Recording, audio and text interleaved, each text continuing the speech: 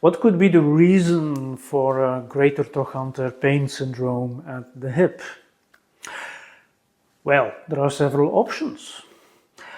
It could be the result of a local bursitis. Could also be the result of an iliotibial band lesion. But the problem is that clinically, those two lesions seem to be very similar.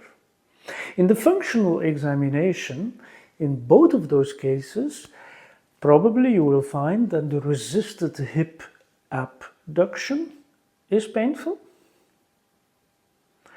The passive hip adduction is painful. And possibly also the passive hip abduction. So it's quite similar.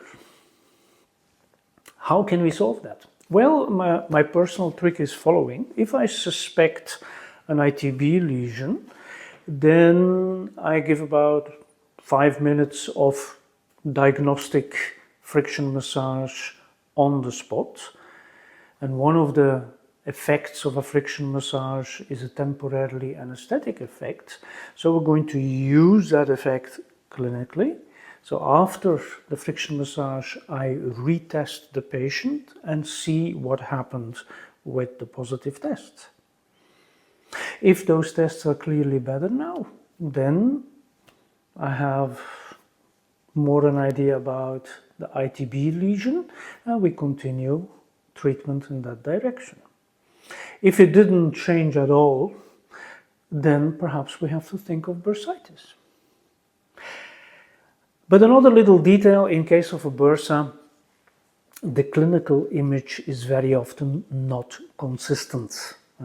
Some resisted tests are painful, some passive tests are painful, sometimes yes, sometimes no.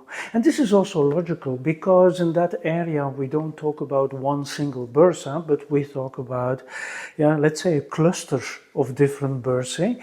So depending on which bursa is more irritated, then it's quite possible that your clinical image is going to vary a little bit. Perhaps we can also do an extra test for ITB. We ask the patient to stand, to cross his legs, and then do a side flexion away from the pain. And in this way, we put more strain on the ITB, and perhaps this could also be a little bit more painful.